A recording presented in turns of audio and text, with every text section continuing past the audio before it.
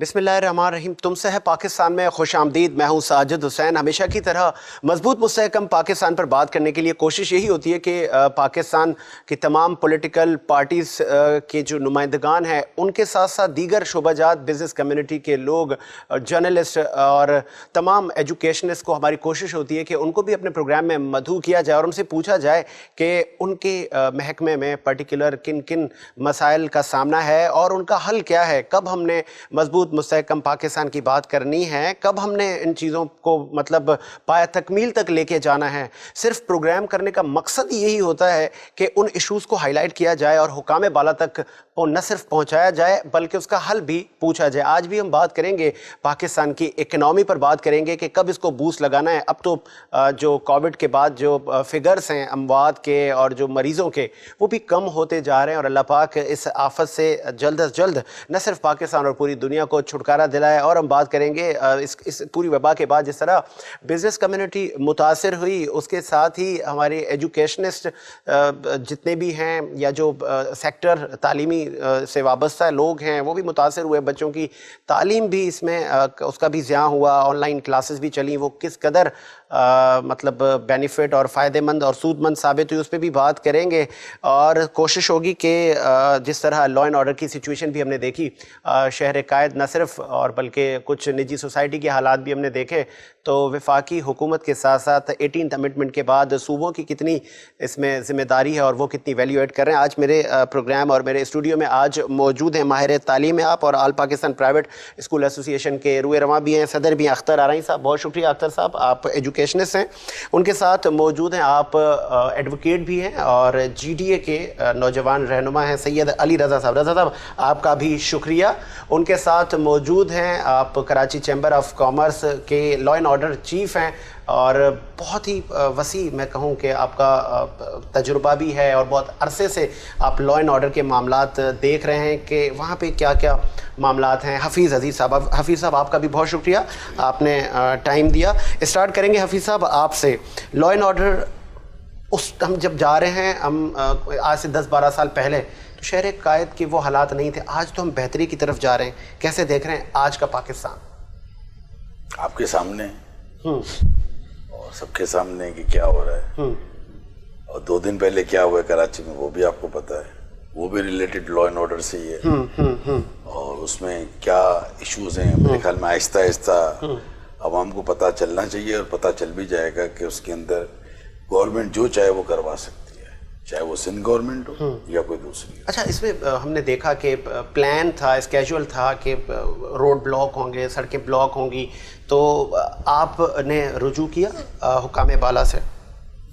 Actually देखिए, हमने रुजू इसलिए नहीं किया कि ये चीज़ हुई थी संडे को, ठीक है।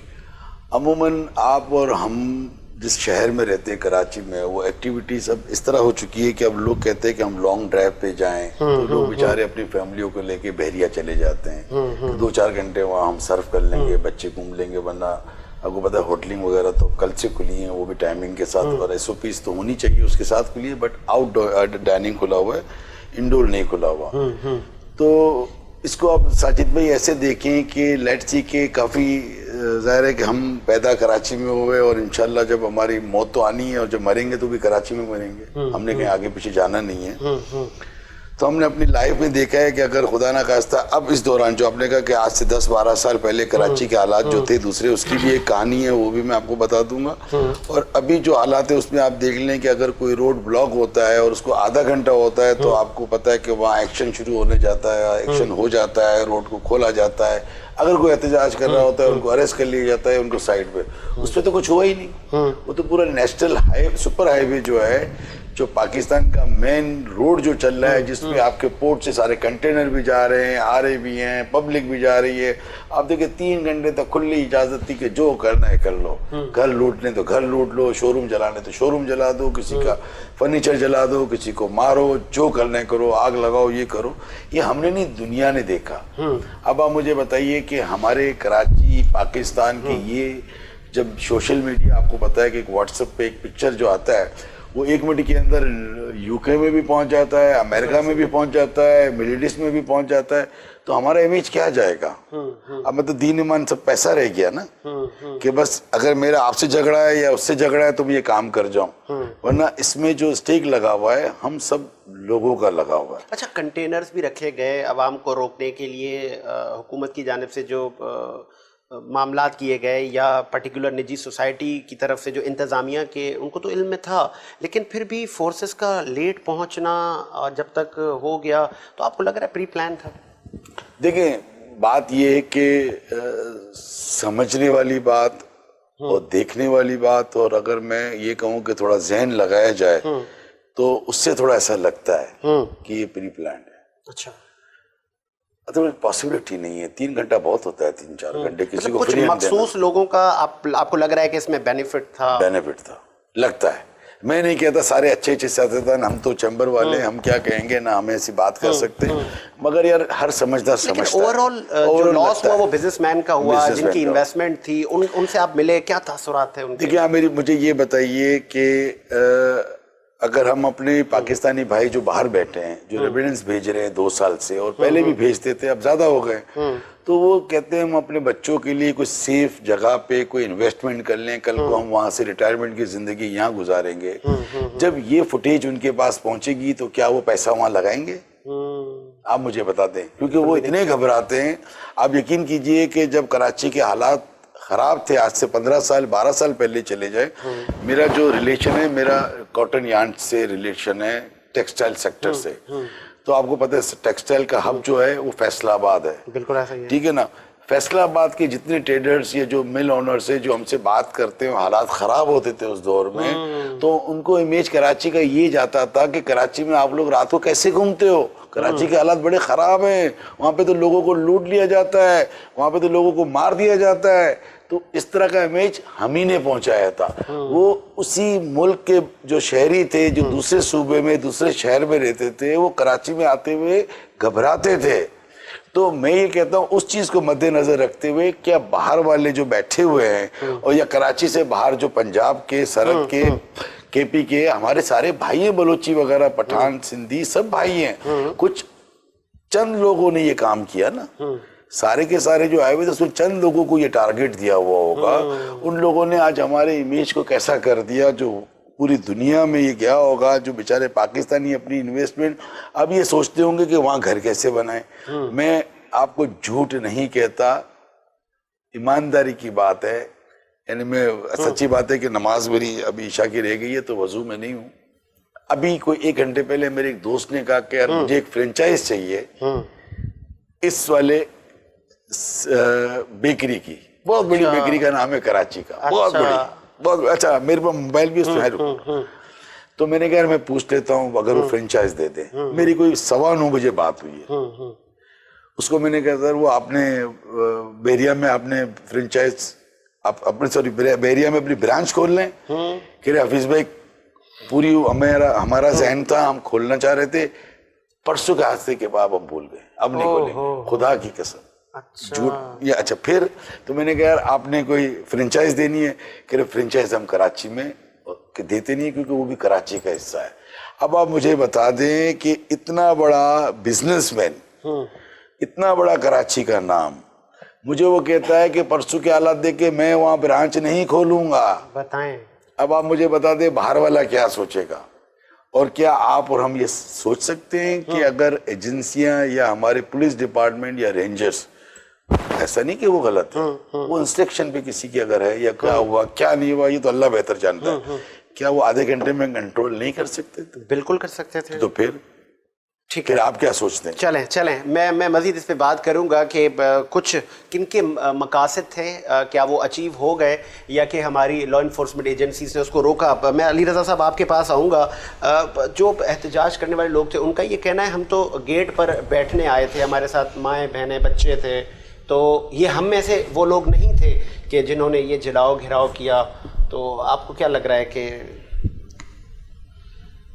thank you for having me. Sajid भाई, और ये जो आपने टॉपिक उठाया है ये कुछ दिनों से देखा जा रहा है, एक सेंसिटिव टॉपिक है, और इस पे सिर्फ जो वहाँ पर मामलात हुए न सिर्फ वहाँ पर ख़त्म हो गए, ये आगे जिस तरफ इस चीज़ को धकेला जा रहा है ये बहुत बुरी तरीके से हम डेंजर जोन में जा रहे हैं, डेंजर जोन में जा रहे हैं। उसके बाद आप ये देखें कि एक पीसफुल प्रोटेस्ट की कॉल दी जाती है और वो हर पाकिस्तान के शहरी का राइट है। जैसे हफीज साहब भी बिजनेस कम्युनिटी से ताल्लुक रखते हैं, तो अगर मलिक रियाज साहब हैं, जब उनके आइकन टावर कराची में क्रैकर धमाका हुआ तो सबसे पहले यही सिंधी कौमपरस्त तंजीमें थी जिन्होंने उसकी मजम्मत की। मलिक रियाज से किसी की कोई जाती दुश्मनी नहीं है। मलिक रियाज साहब के दूसरे जो है पंजाब में भी प्रोजेक्ट चल रहे हैं, कोई ये बहरिया टाउन कराची उसका पहला प्रोजेक्ट नहीं है। वहां पर क्यों इतने मामलात नहीं होते? अब ये बात की बिगाड़ कब से शुरू हुई? ये आज की नहीं है। जब मलिक रियाज को सिंध गवर्नमेंट ने फैसिलिटेट करके और उनको 16,000 एकड़ जमीन अलॉट की, उसके बाद किसी को कोई एतराज नहीं था। चलो ठीक है, इनके आपस के मामलात थे, वहां पर अगर कोई चीज डेवलप हो रही है तो उसमें किसी को कोई भी पाकिस्तानी शहरी को एतराज नहीं है। उसके बाद होता क्या है कि मलिक रियाज साहब 16,000 की लीज लेने के बाद एकदम से 24,000 पर काबिज हो जाते हैं, फिर 28,000। अभी चलकर सिंध गवर्नमेंट आपके प्रोग्राम में मैं कहता हूं वहां पर चल के डेमार्केशन करवाए, वहां पे 42,000 एकड़ पर कब्जा है। उसके बाद वहां पर जो गांव मसमार किए गए, तब तो कोई भी उस पर बोलने के लिए तैयार नहीं था। जब ये गेट जला है, एक कंक्रीट का गेट है, उस पे भी हम मजम्मत करते हैं। अंदर जो अमलाक जले हैं, बिजनेस कम्युनिटी है, उसकी सख्त अल्फाज में मजम्मत की जाती है। क्योंकि देखें, बहरिया में जो हमारे भाई रहते हैं वो ख्वाह किसी भी ज़बान से ताल्लुक रहे, हमारे पास तो 60% तो वहां पर सिंधी आबादी रहती है। अली रजा साहब, इन्वेस्टमेंट भी सूबे में हो रही है, तरक्की भी सूबे की है और पाकिस्तान की है, फिर यहाँ के मकामी लोगों को अगर उससे कोई खदशात हैं तो ये तो बहुत पुराने मसाइल थे, तब हल क्यों नहीं किया? इसका हल ये तो नहीं था? देखें, गुजारिश ये है कि वक्तन बवक्तन ये सिंध गवर्नमेंट को किसी प्रोटेस्ट की सूरत में कहीं पर किसी प्रेस क्लब में छोटे इस्लामर वहां पर एहतजाज करके उनको ये बात बार बार रिमाइंडर करवाई गई, लेकिन इन्होंने कोई भी फिल फॉर एक्शन नहीं लिया। और वहां पर जब हुकूमत की रिट चैलेंज हो रही थी, तब ये हुकूमत क्यों सो रही थी? रियासत की जिम्मेदारी बनती है, लॉ एनफोर्समेंट एजेंसीज वहां पर थी। जाहिर सी बात है, एसएसपी इरफान बहादुर मुझे बताएं, कच्चे में जब ऑपरेशन चल रहा है, ये कहते हैं कि हमारे पास पुलिस नहीं है। यहां पर 3 अजला की पुलिस, हजारों की तादाद में यहां पर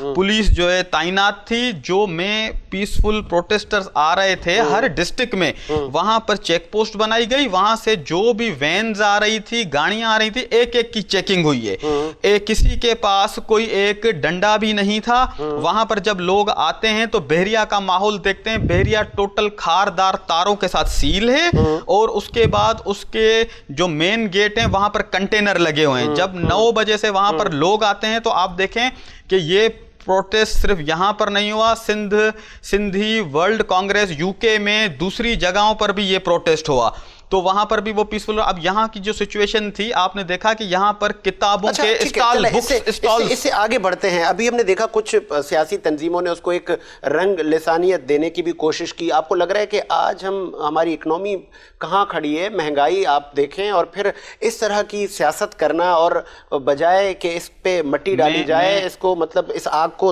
रोका जाए और उस पे मतलब तेल डालने का मैं गुजारिश यही कर रहा हूँ कि मैं वहीं पर आ रहा हूँ कि जब यहाँ पर बहरिया टाउन के बाहर लाखों की तादाद में लोग पहुंचे, तो जो कुछ चंद अनासिर हैं जो ऐसी इश्तिहाल अंगेजी करते हैं, उनसे ये चीज बर्दाश्त नहीं हुई, और उन्होंने एक प्री प्लान्ड साजिश के तहत जो उनके, आप ये मुझे बताएं कि एक कंक्रीट का गेट है, उसको क्या माचिस से कोई लग सकती है आग? सवाल ही पैदा नहीं होता। इस गेट पर जाहिर सी बात है केमिकल लगाया गया, वहां के इनके अंदर इंतजामिया के लोग थे, और फॉरेंसिक लैब से मैं ये मुतालबा करता हूं आपके टीवी चैनल के तवस्सुल से कि इस केमिकल की फॉरेंसिक रिपोर्ट करवाई जाए और ये बताया जाए कि ये एक ये केमिकल है, एक वो केमिकल था जब बाबर गोरी साहब मिनिस्टर थे, नेटो के कंटेनर्स से चोरी किया गया, एक वो केमिकल था, एक केमिकल वो था जो बल्दिया फैक्ट्री में लोग जलाए गए, वो भी किसी के भाई थे, बेटे थे, उनको बंद कर कर अंदर जलाया गया जिंदा। यहाँ पर अल्हम्दुलिल्लाह कोई बंदा नहीं जलाए, सिर्फ गेट जलाए। तो इतना मुत्तहिदा कौमी मूवमेंट के हमारे जो भाई हैं इतना इश्तियाल अंगेजी फैला रहे हैं और ये किस तरफ धकेल रहे हैं कि ये सिंधी उर्दू के मामलात को क्यों बढ़ाने की साजिश की जा रही है, इसका नुकसान किसको होगा? मुझे ब्रेक का कहा जा रहा है, एक ब्रेक लेते हैं और ब्रेक के बाद आते हैं। और कोशिश यही है कि जिस तरह का पाकिस्तान और स्पेशली कराची के लिए जिस तरह मिनी पाकिस्तान कहा जाता है, तमाम ही कौमियतें, तमाम लैंग्वेजेस के बोलने वाले लोग यहाँ रहते हैं और यहाँ कारोबार करते हैं, उनके बच्चे यहाँ तालीम हासिल करते हैं। तो इस मिनी पाकिस्तान को इसी तरह खूबसूरत रखने में अपना किरदार हम लोग को अदा करना चाहिए, न कि हमने लसानियत की तरफ जाना चाहिए। ब्रेक लेते हैं, ब्रेक के बाद हाजिर होते हैं।